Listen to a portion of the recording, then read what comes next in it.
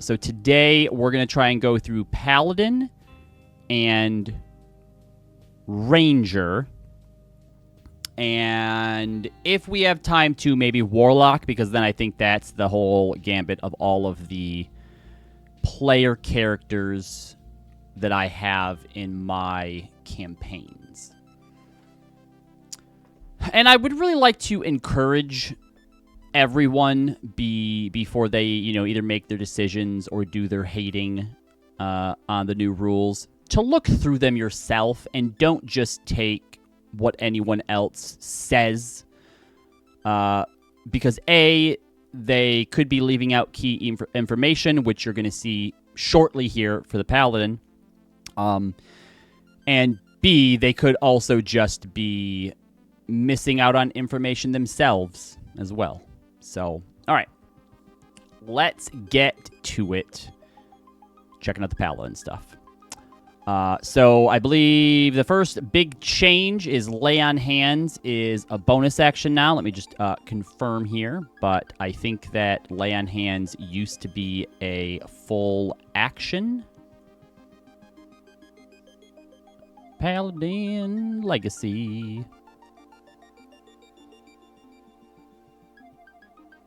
Yeah, Lay on Hands was an action. So moving that to a bonus action, super, super good. Being able to still, use your attack or, cast, a big action spell or something like that, and then be able to get somebody else back up as just a bonus action. Great change. Obviously, the whole spells being prepared just straight across the board, same for everybody, is nice as well. Weapon Mastery. I feel like most Paladins are probably going to use longswords, right? Which I know longswords is sap, which gives disadvantage to something on their next attack. Let me just double check here, bring up our equipment. Why would you take me to personality and backgrounds when I want equipment?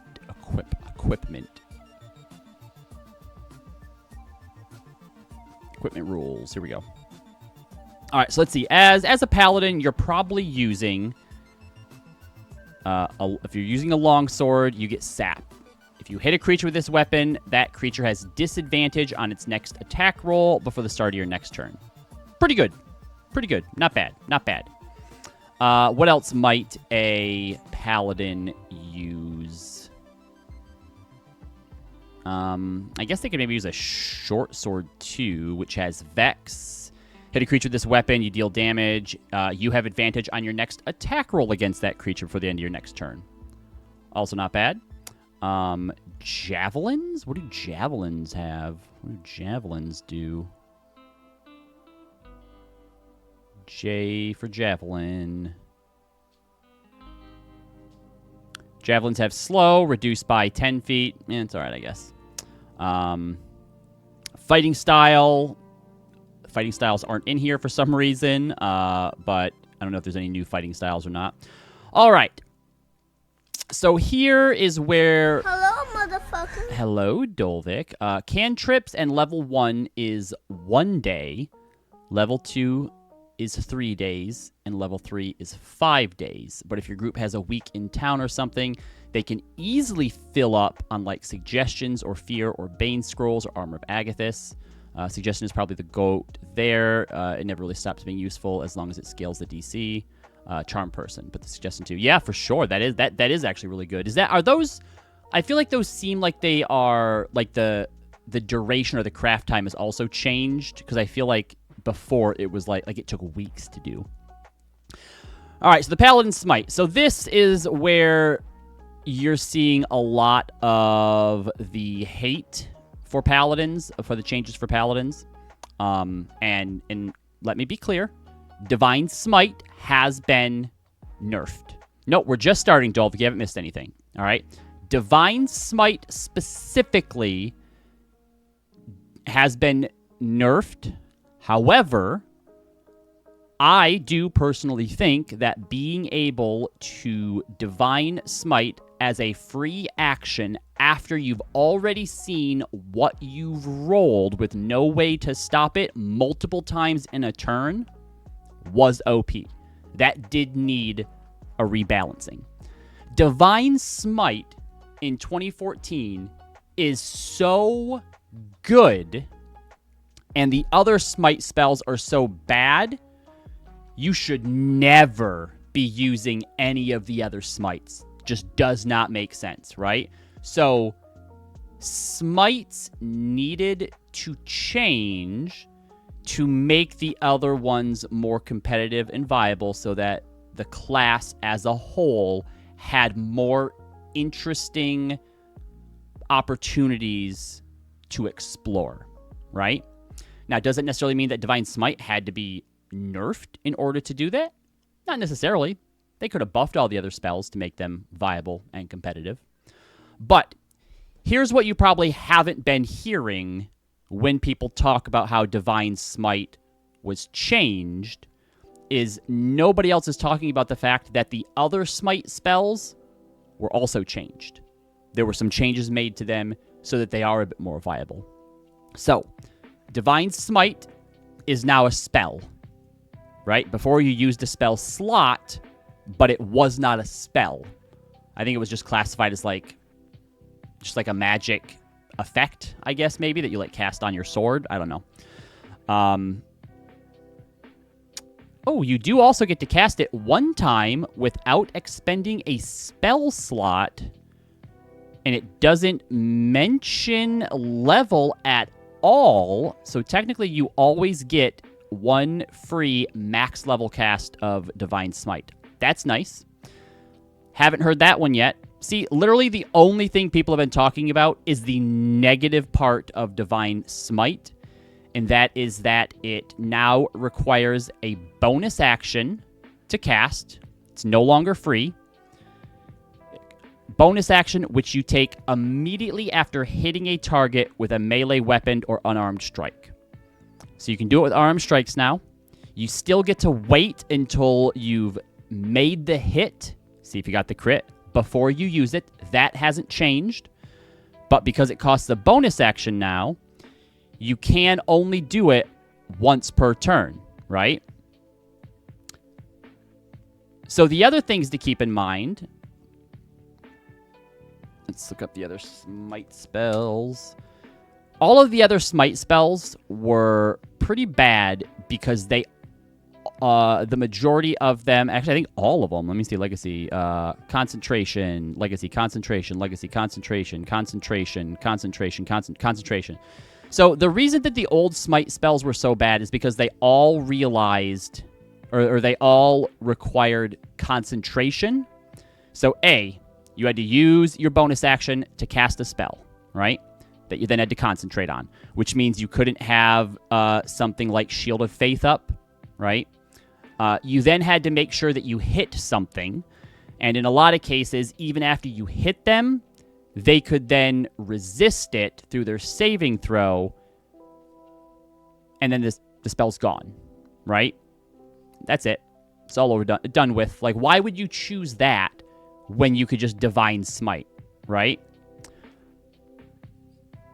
So now, they've made changes, all right? Let's look, for example, at Blinding Smite. Here's what Blinding Smite used to be. Whoops. Blinding Smite. So use your bonus action, cast the spell, and concentrate on it.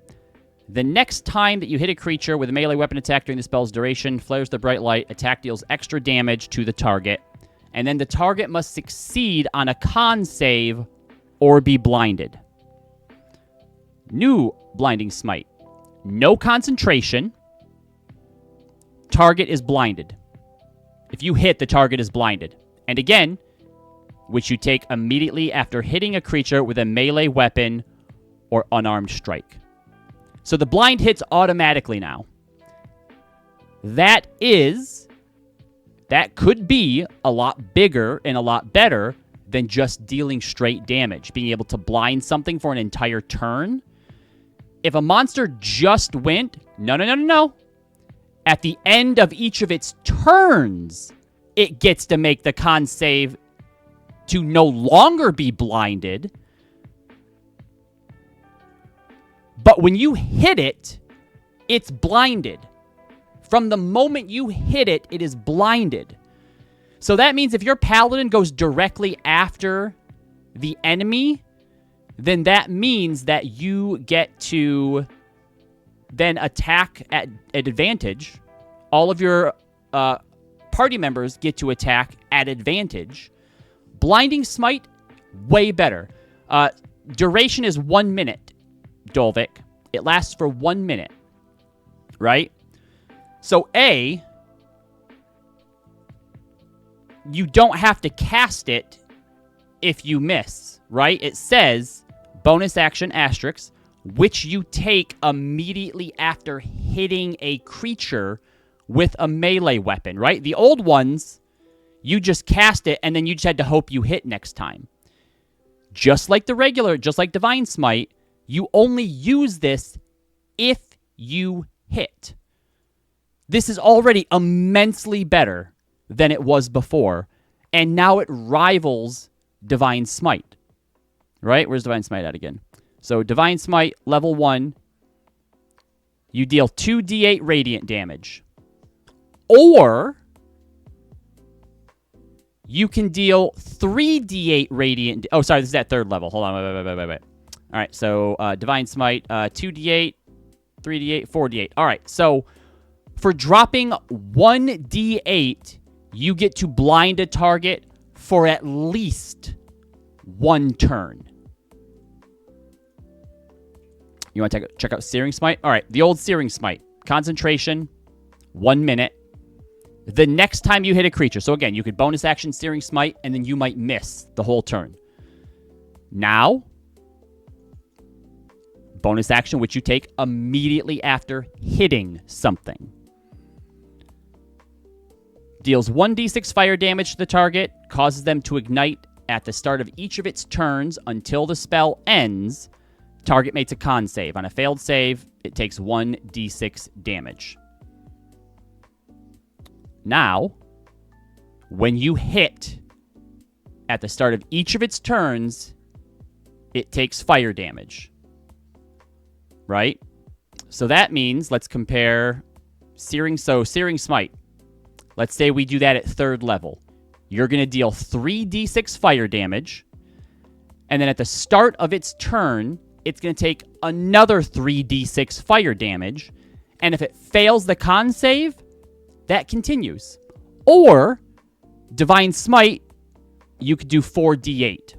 Just the one time. Has Divine Smite been nerfed? Yes. Every other Smite is better now. Every single one. Paladins got so much more interesting. So, if you were only into Paladin to build them into, like, the Warlock, to, like, take Hexblade's Curse or whatever, and then it buffs both damages. All the damage increases by 1d6 for each spell slot level above 1. Yes. Yes.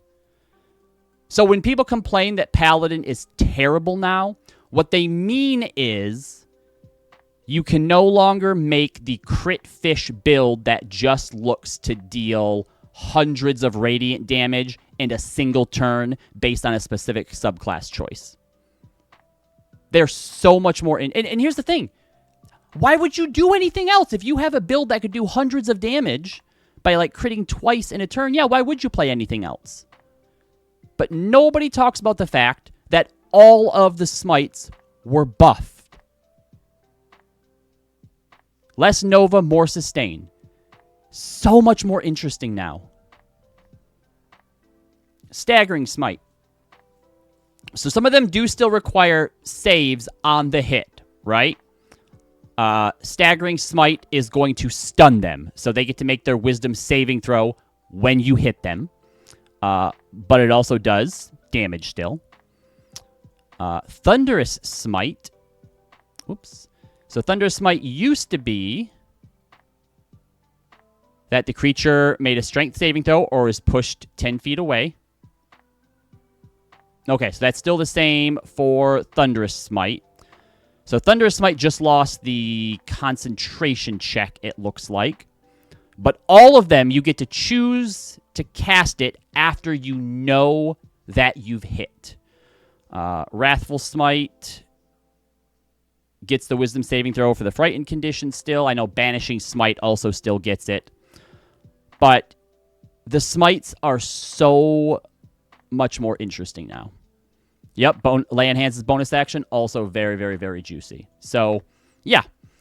Divine Smite has been nerfed, but all of the other Smites have been buffed so that they've all been brought in line with each other. And for as much as people have been complaining about Divine Smite, not a single one has mentioned that the other Smites have been improved. At best, it's because they didn't realize it. They didn't realize that either. Because why would you go and use those ones? They were crappy, right? At worst, they knew that all of those are better, but they just wanted to whip people up into a frenzy and get them hating on it.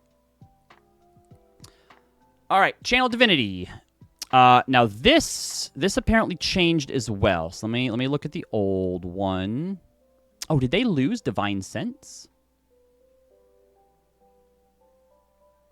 Yeah, maybe. Looks like they might have lost Divine Sense. So the old Channel Divinity.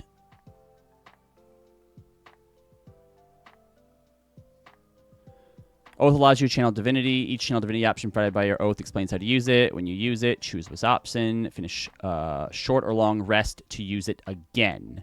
Some effects require saving throws. You can use this class's Channel Divinity twice. You regain one of its uses. Oh, so they get more Channel Divinity uses than they did, right? That said, use it once, finish a short or long rest to use it again. Use it twice, gain it back when you finish a short rest, and all uses when you finish a long rest. And then you gain an additional use at level 11.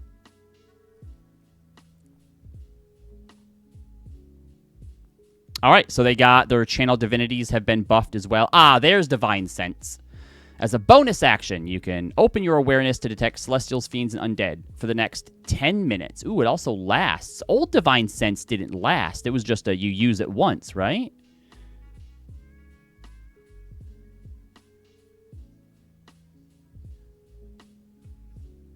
Yeah, okay, so Divine Sense has been buffed. Channel Divinity has been buffed.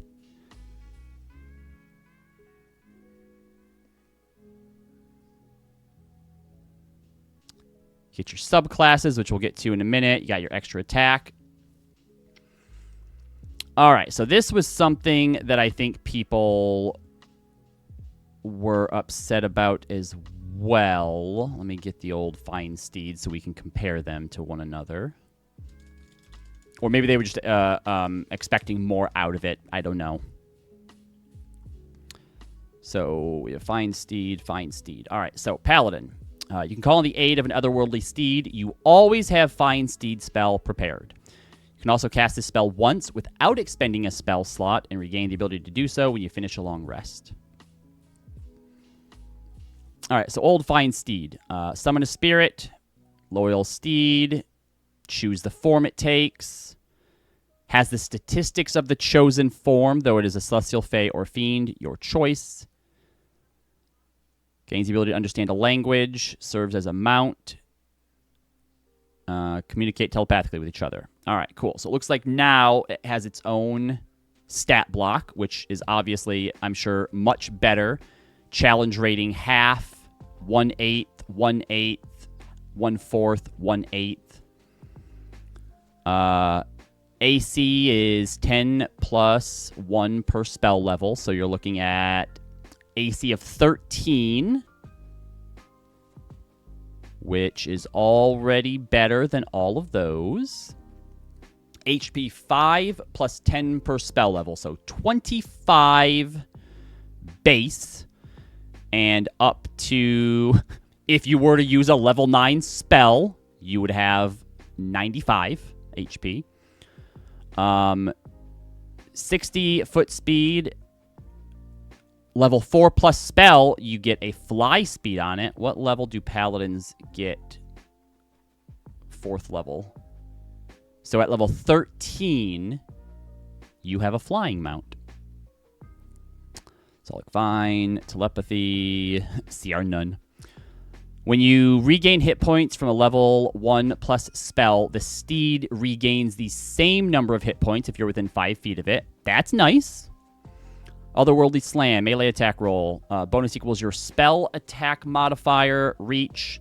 Hit is 1d8 plus the spell's level of radiant, psychic, or necrotic damage. So you're looking at 1d8 plus 1 to 9. Should probably use your proficiency bonus as well. That seems a little low, but you also do have 60 feet of movement and eventually 60 fly speed. And then bonus actions. Wisdom saving throw equals your spell save DC. One creature within 60 feet of the steed. Target has frightened condition. Okay. Like, because I know, for example, that Callie was upset about the Otherworldly Slam. And yeah, 1d8 plus the spell's level isn't really that much.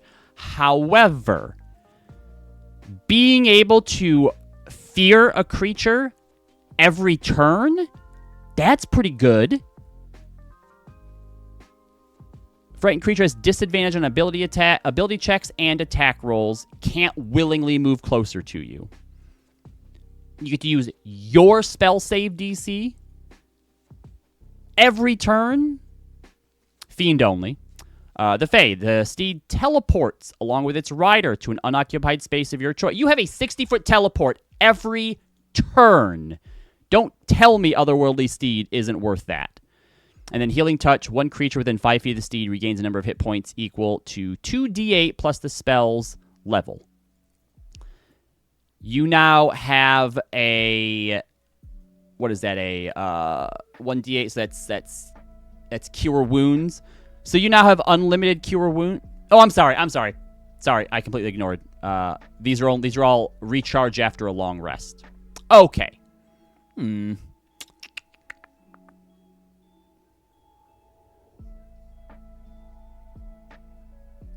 Yeah, there should be a way to do these more.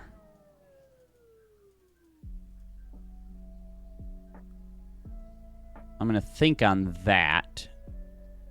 Because, like, at the very least...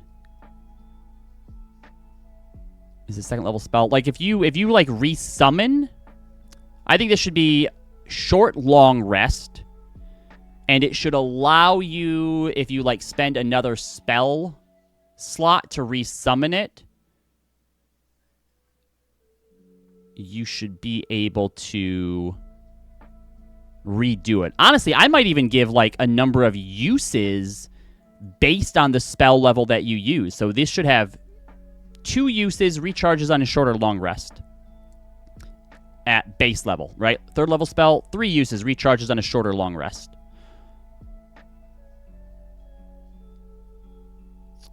But yeah, obviously still a major improvement over the old Fine Steed.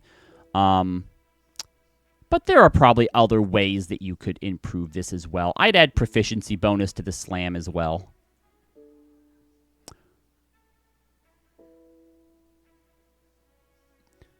Recharges after a long rest means that once you've used this, you have to take a full 8-hour rest, uninterrupted rest before you can use it again.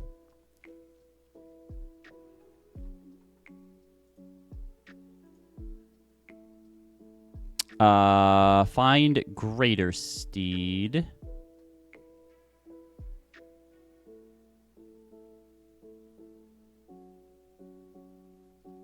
They didn't make a... So they kept Greater Steed the same.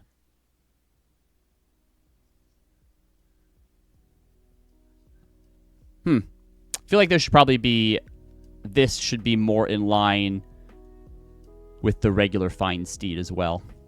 All right. What else? We have the Faithful Steed, Aura of Protection, radiate a protective, unseeable aura, and a 10-foot emanation. So for those who don't know, emanation isn't a new thing necessarily. It's a thing that's always been in the game, but they've just given it a specific term now.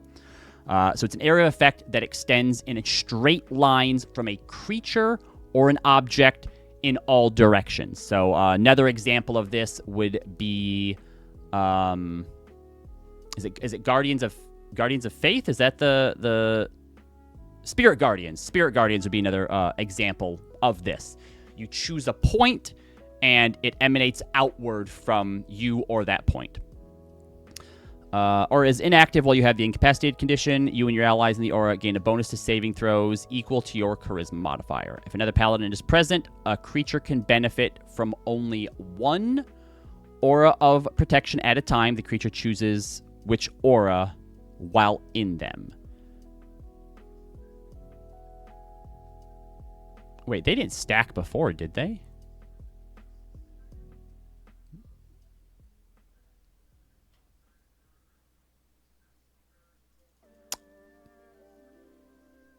I suppose technically nothing states that they didn't. Hey, what's going on, Rainbow? Spirit Guardians. What did I say? Did I say something different?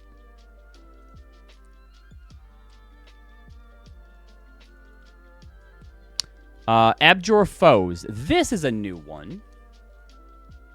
I was say, I don't think I ever let them stack. As a magic action, you can expend one use of Channel Divinity to overwhelm foes with awe.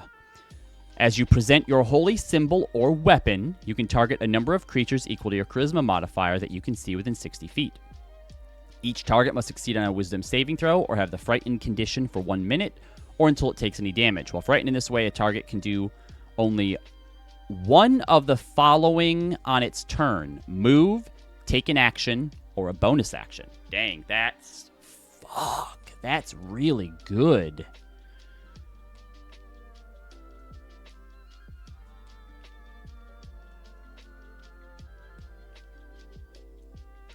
Wait, do you not get to...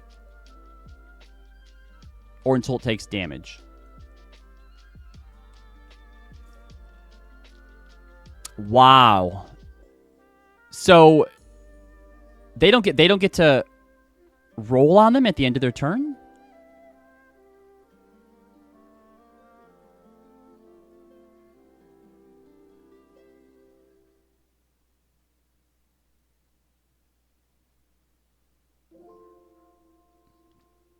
Because normally it mentions if you get to roll at the end of your turn to resist the effect. This does not say so. Each target must succeed on a wisdom saving throw or have the frightened condition for 1 minute or until they take any damage. That means that if your paladin gets off an abjure foe on a bunch of things, you could then just focus one thing down at a time while the other ones only move, take an action, or a bonus action. That's pretty crazy. Oh, gotcha. Thank you, Lion. Rainbow says, doing some homebrew today as I vibe. Well, we are happy to have you here with us as we go through some of these new changes. Aura of Courage. You and your allies have immunity to the frightened condition while in your aura of protection. If a frightened ally enters the aura, the condition has no effect on that ally while there. Okay, so before... was it always, like, before I feel like... yeah, so before these were, like, two different auras, Protection and Courage. Now the Courage is part of Aura of Protection. Radiant Strikes. Your strikes now carry supernatural power. When you hit a target with an attack roll using a melee weapon or an armed strike, the target takes an extra 1d8 radiant damage. That's also new. So they also just get a little mini smite on everything. When you use lay on hands on a creature, you can now remove one or more of the following conditions from the creature: blinded, charmed, deafened, frightened, paralyzed, stunned. You must expend 5 hit points to do so. All right, that's also a buff as well, I think, because before...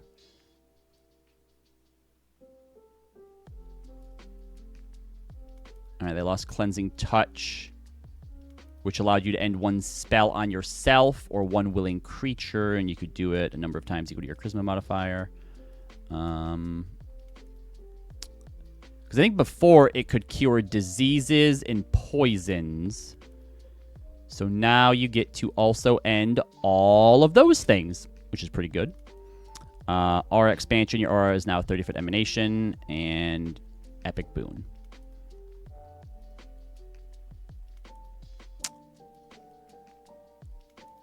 I mean, so far what I'm reading here, I feel like Paladin feels better to me. Does it suck that you can't double crit smite in a turn? Sure it does. But otherwise, the changes that they've made feel more interesting, and I think help to encourage different styles of play without feeling as though you aren't living up to your full potential.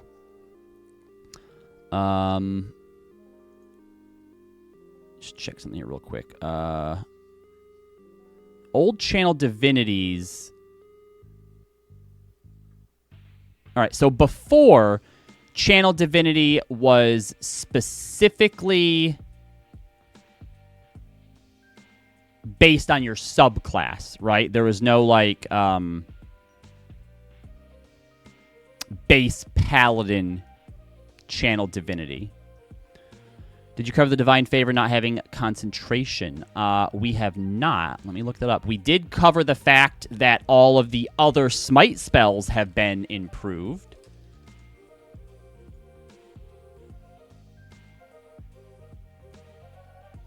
All right, so old divine favor. Your prayer empowers you with divine radiance until the spell ends. Your weapon attacks deal an extra 1d4 radiant damage, and that was concentration. Bonus action.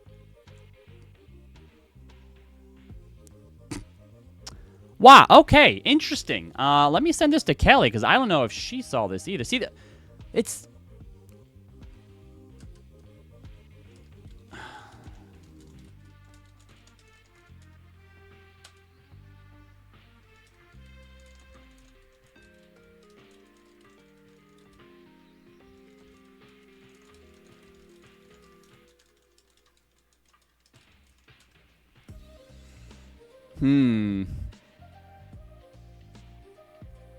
This, I feel like, again, at worst, the people who are out there talking about how fucked Paladins got are only focusing on one thing because they want people to hate it and they're not being honest about a bunch of the other things. But at best, they're just also sort of like negligent to all of this other stuff, right?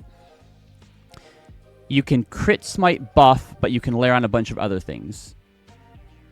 I mean, so to be fair, you can still crit on your smite.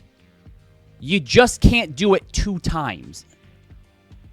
Also, if your DM's a real jerk, they can counterspell your divine smite. Which DMs, look, I'm telling you right now, don't do that.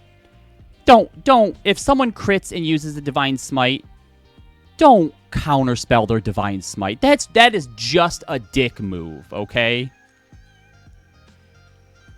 Yeah, we'll go over the ranger stuff. The ranger, I feel like more people have a reason to be upset with ranger stuff than they do paladin stuff. All right, so our channel divinity now. Divine Sense is a channel divinity, which I don't know that you needed to put that under channel divinity. You get to use channel divinity more. That's cool. I kind of wish that you had a way... Well, because, like, obviously you can't give them, like, a lot of channel divinity because Abjure Foes is super powerful. But, like, Divine Sense isn't really that powerful. I think that I would probably allow my paladins to use Divine Sense once a day without using their channel divinity. You do get the spell slot back for sure, but it also does suck losing a crit smite. You know, well, that's the thing. Like, Divine Sense is so situational that making it require a Channel Divinity, I don't know. I'd probably let you use your first Channel Divinity for free.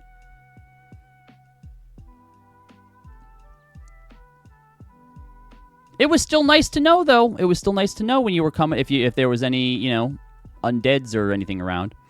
All right, so let's take a look at Paladin subclasses. We have Devotion, Glory, Ancients, and Vengeance. All right, Sacred Weapon. When you take the attack action, you can expend one use of your Channel Divinity to imbue one melee weapon that you are holding with positive energy. For 10 minutes, or until you use this feature again, you add your Charisma modifier to attack rolls you make with that weapon. And each time you hit with it, you cause it to deal its normal damage type, or radiant damage. It also emanates Bright Light in 20, Dim Light 20 beyond that. You can end this effect early, no action required. Effect also ends if you aren't carrying the weapon. Okay. So, for a use of your Channel Divinity, for 10 minutes, you deal an additional +5 damage. So that means that when you take this subclass, if you roll lucky enough, and you have a +5 in Strength and a +5 in Charisma, you are going to be... and you cast Aid on yourself. Let's say you're using a longsword. You are doing 1d8 plus 1d4 plus 10 per hit. So let's average that out. I think on a d8 that's 4.5, and a d4 that's 2.5. So we're looking at an average of 20 damage per hit. It's not bad. It's not bad. You and your allies have immunity to the charmed condition while in your aura of protection. Okay. All right, so I see how they've balanced auras now.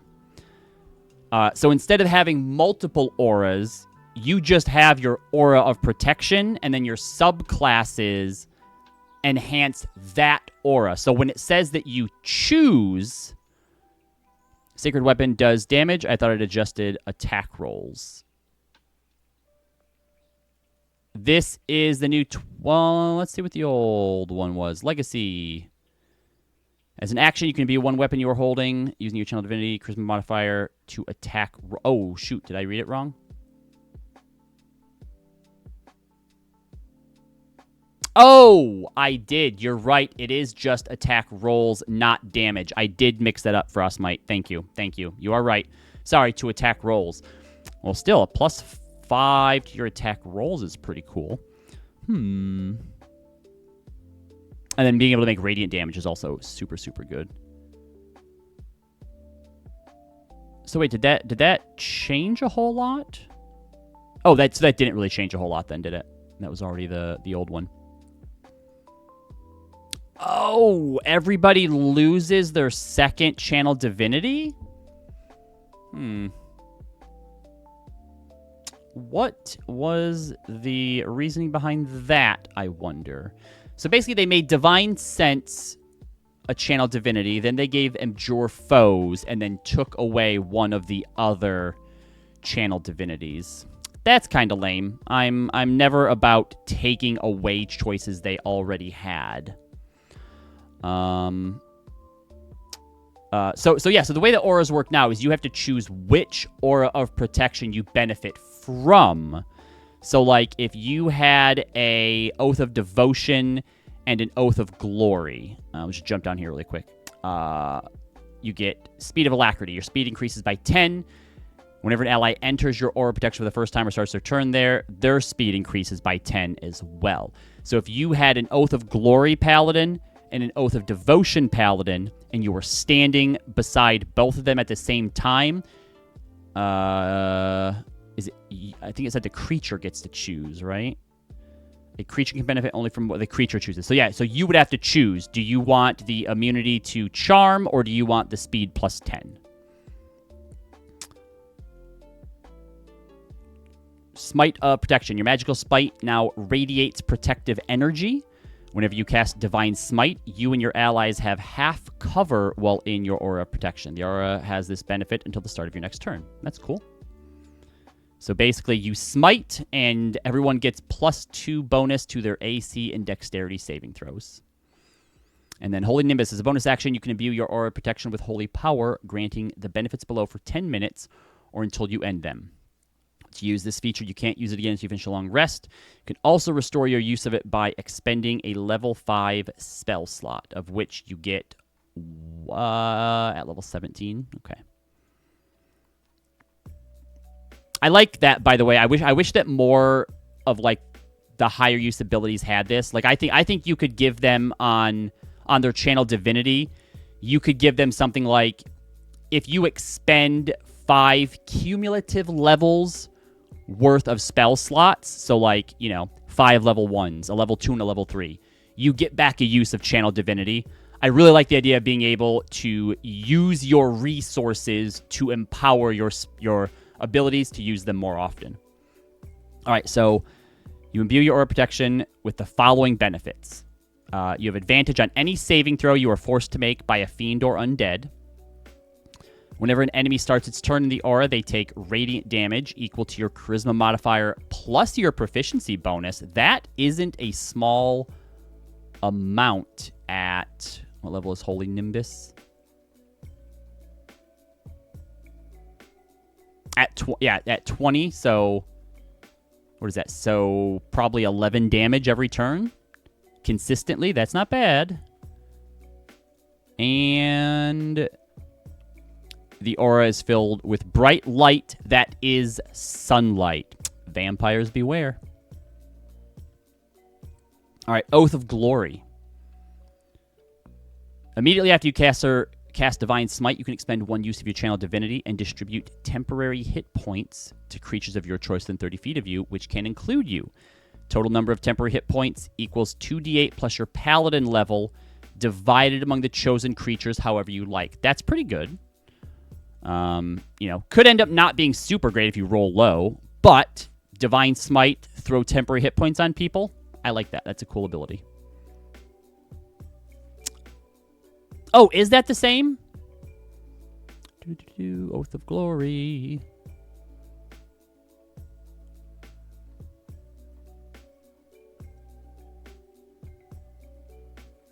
Oh, Inspiring Smite. There you go. Yeah, right down there. Okay, so they took their channel divinity. Nope. That's if you use your channel divinity. All right, so Inspiring Smite is the channel divinity they let them keep. Peerless Athlete's the one that they got rid of. Oh, nope. There's Peerless Athlete.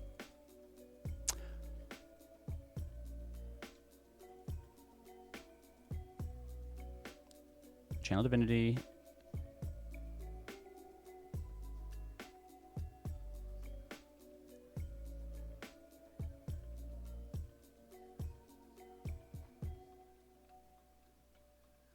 All right, so Sacred Weapon takes Channel Divinity.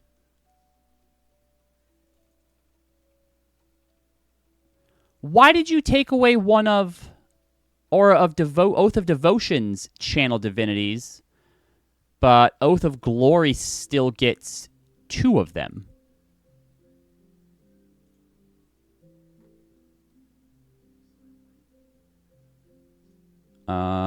Was Turn the Unholy really that overpowered?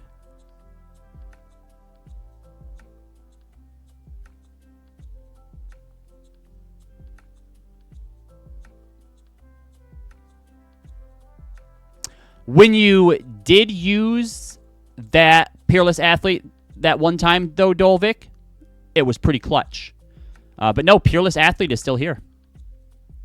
And it lasts for 1 hour. Before, I think it only lasted for like 10 minutes.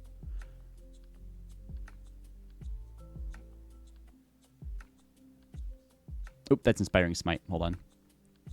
Yeah, well, here we go. Yeah, it was only 10 minutes.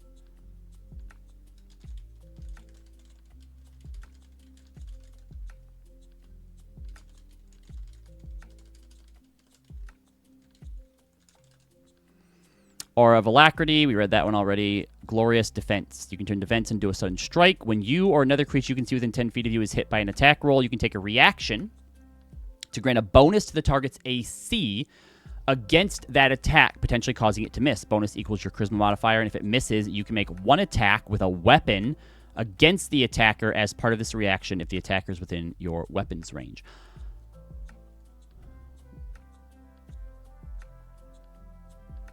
All right, so that one seems to be the same as well. I mean, yeah, technically you had that one before Dolvik. We just never got to level 15.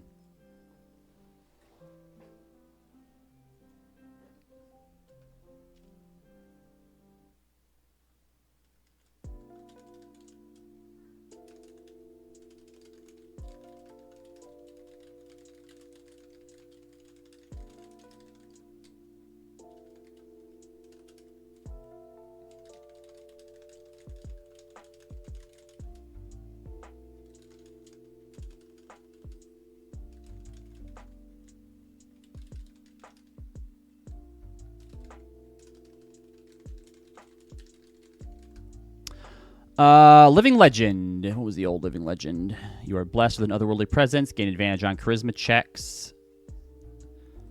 When you come up and attack and miss, you can cause the attack to hit instead. Fail a saving throw. Use your reaction to re-roll it. It now works for 10 minutes instead of 1 minute. And you can restore it by using a level 5 spell slot. So advantage on charisma checks. If you fail a saving throw, you can use your reaction to re-roll it. And yeah, so basically Living Legend. So Oath of Glory seems to be pretty similar to what it was before then. Didn't really change a whole lot of that. Oath of the Ancients. Nature's Wrath, turn the faithless. All right, so it looks like Ancients lost Turn the Faithless. As a magic action, expend Channel Divinity, Spectral Vines, Strength saving throw, or have Restrained condition. They can make a save to get out of it. Yeah, same thing. So what is it? A failed save.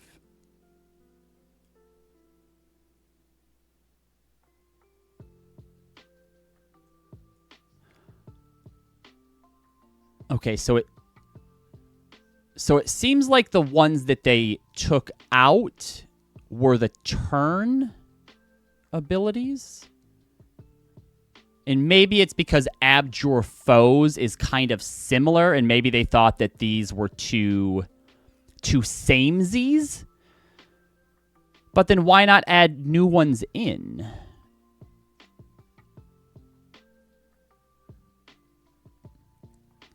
Ancient Magics. Your allies have resistance to necrotic, psychic, and radiant damage. That's pretty big.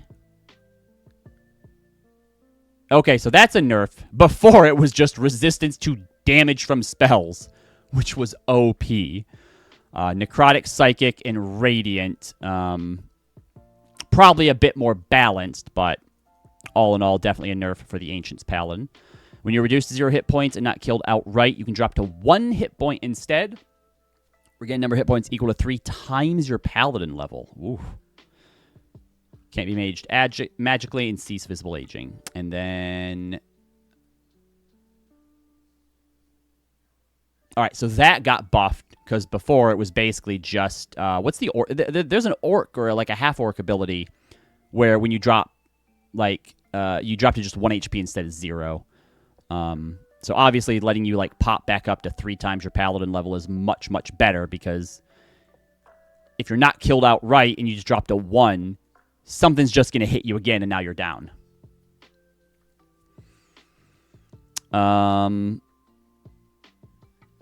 Elder Champion. Enemies in the aura have disadvantage. All right, so this one lasts for 1 minute. Against your spells and channel divinity options. At the start of your turn, you regain 10 hit points, and whenever you cast a spell that is casting time of an action, you can cast it using a bonus action instead. That's pretty crazy. Regain 10 hit points. All right, so yeah, that was all. That's the same as the last one as well. And Oath of Vengeance. Ah, they made Abjure Enemy was the Oath of Vengeance that they gave to everybody. So I'm going to assume that means they only have one now as well.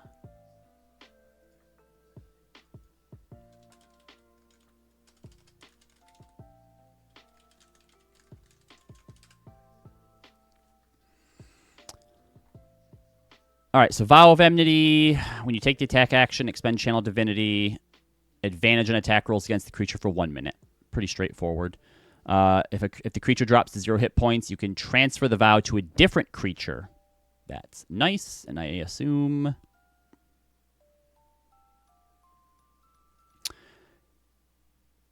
Don't let you do it here. It's so weird how they will allow certain mechanical benefits on some things that are similar, but not on others, right?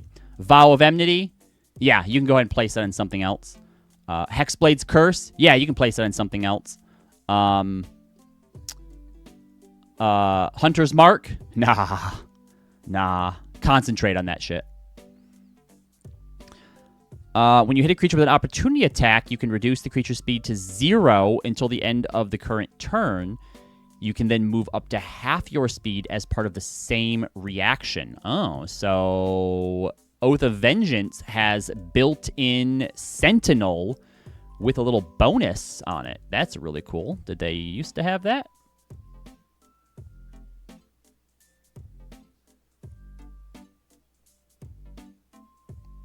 Yeah, but they actually buffed it. It used to just be that you could move your speed. Now it's Sentinel as well? That's crazy. Soul of Vengeance, immediately after a creature under the effect of your Vow of Enmity hits or misses with an attack roll, you can take a reaction to make a melee attack against that creature.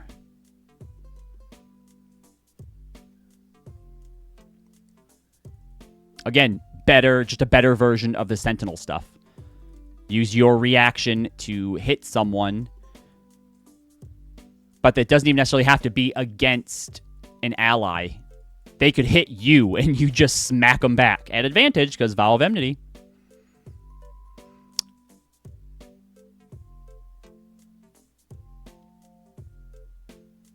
And that's the same as what it was.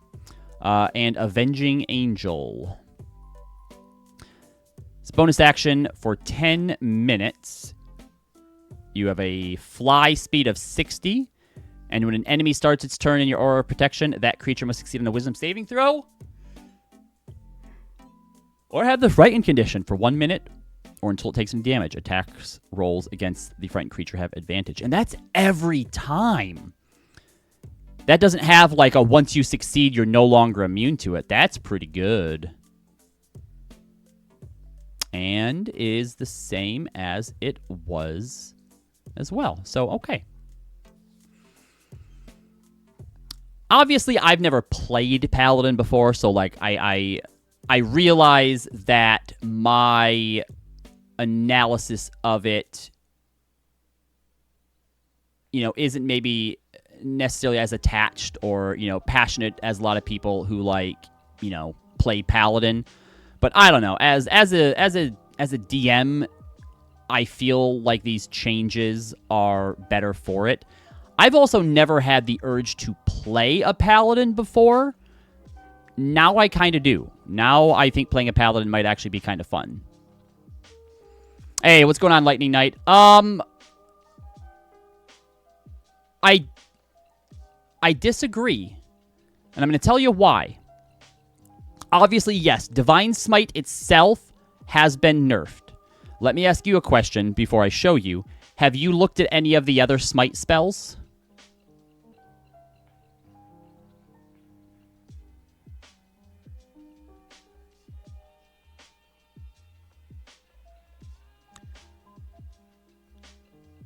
They don't just cost the bonus action. They cost the bonus action before as well. But they no longer require concentration, and the majority of them effect just on the hit. You also don't have to use your bonus action first. See, the problem before and why you never used anything else was with Divine Smite, right? You didn't use it until you knew you hit. Guaranteed damage. The problem with the old Smites was A, you had to use them first, which means if you missed, no effect. And if you did hit, they all required that the monster then make a saving throw of some sort, which means if they pass the saving throw, no effect. And if you did miss and you're concentrating on it, you probably had to drop, like, Shield of Faith, for example, or Divine Favor, or whatever else it was that you had up. And now, if they hit you before you get a chance to apply it on your next turn, you've completely lost it. Nobody in their right mind would ever use any of those smites over Divine Smite. Period. So was Divine Smite nerfed? Absolutely was. Tell me which of these sounds better, okay? I'm going to give you two scenarios. You tell me which of these seems stronger to you. So you hit something, right? Bonus action, Divine Smite. We're going to use it at 3rd level. You deal 4d8 radiant damage. Okay? So, smack, 4d8 radiant damage. Or, you hit something, you smack it, you do 3d8 radiant damage, so 1d8 less. It's blinded till its next turn. Which means if that was your first attack, you now have an attack at advantage, and everybody else has an attack at advantage. And if it was a mage, can't counterspell anything because it's blinded. Doesn't get opportunity attacks if it was a melee because it's blinded. And on its turn, if it fails its save, it's still blinded. Which of those two things sounds better? The fact that the majority of the smites no longer require concentration. You get to use them after you know if you've hit or not. And some of them just automatically apply the condition to begin with. They are so much better than they were. And I think the nerf to Divine Smite was worth buffing all of these, so now playing the class is more interesting. And if you're just after the damage... Oh, yeah, Searing Smite. Okay, here we go. Let's take a look at this. So, here's your choice. Divine Smite for 4d8 damage, or do you want to do Searing Smite, which at the same level, right, we're going to use level 3 spell slot here, at the same level, now does 3d6 damage, which is less than 4d8 for sure, but at the start of that creature's turn, it takes an additional 3d6 damage. So really, it's 4d8 or 6d6, and if it fails its Constitution saving throw, it continues to take the 3d6 fire damage. The Divine Smite nerf on its face sucks. But nobody is talking about all the new options that you have with all of the other Smite spells now. Paladin's ability to smite and use the different smites is way more interesting and way more versatile. And not enough people are mentioning that part of it. All right.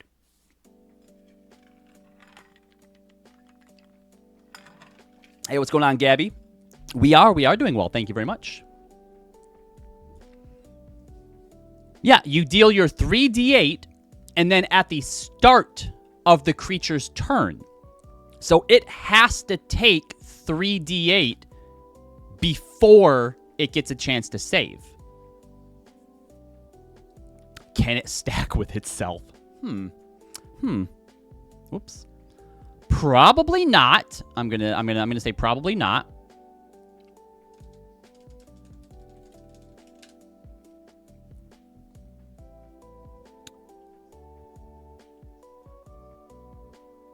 Oh crap! All right, we're gonna wait. I didn't realize that it was gonna run an ad, so give us a second here.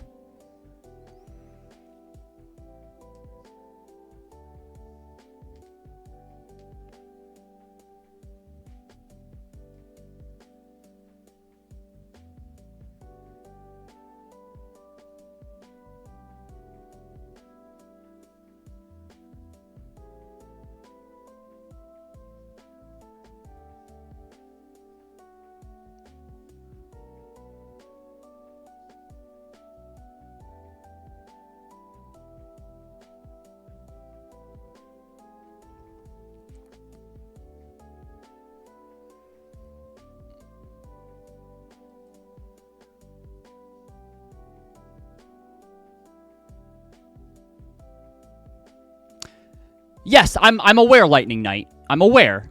But two things that I have to say to that, all right? Right? The first is that was overpowered.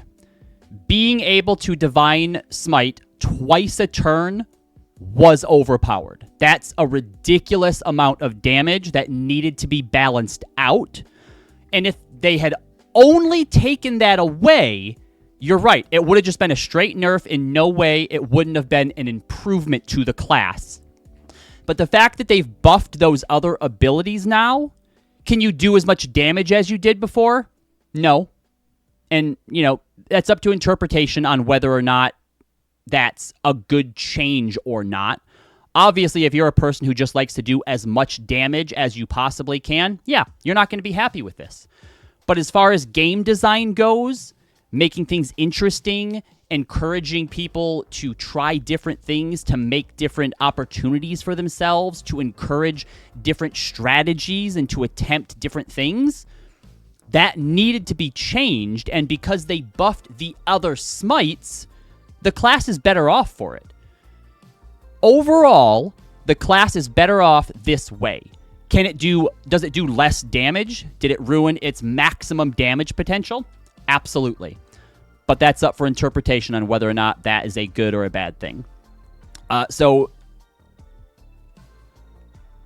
no, that's fine. That's fine. There's nothing wrong with that. So this is how Searing Smite used to work, right? Obviously, you had to choose to use it before you even know if you hit or not. And first of all, fact. It's a fact that the way it is now encourages you to do more things. It's also a fact that because of the change, you can't do ridiculous amounts of damage. Both of those are facts. But you're right, absolutely. Agree to disagree on whether or not it was a needed or a good change or not. So the old Searing Smite, you had to use it before you knew if you hit. You had to concentrate on it, which means you couldn't do other spells. But this one specifically says, so you do your 1d6 fire damage, or however many you use. At the start of each of its turns, this is the important part, the target makes a Constitution saving throw. On a failed save, they take the fire damage. On a successful save, the spell ends. So with the old one, they got to make the save before they took the damage. On the new one, they take the damage, then they make the saving throw. The other important distinction in the old one... Oh, shoot, you guys can't quite see all of it. When you cast this spell using a spell slot of 2nd level or higher, the initial extra damage dealt by the attack increases by 1d6. So in the old one, if you used a 3rd level spell, you did 4d6 fire damage, and then on its turn, it took 1d6 fire damage. The new one, all damage increases by 1d6 for each spell slot level above level 1. So, let's compare it to Divine Smite. 5th level Divine Smite is going to deal, is that 7d8? Because it's 2 and then additional 1 for everyone above it. So 6d8. 5th level spell, 6d8. Or you can deal 6d6 fire damage. Sorry, 5d6 fire damage. And then it takes 5d6 fire damage on its turn. And if it fails the con save, it's going to take another 5d6 fire damage on its next turn. And if it fails the con save, 5d6 damage on its next turn. And if it fails the con save, 5d6 damage on its next turn, off of one spell slot. That is so cool. All right. We need a Paladin magic item.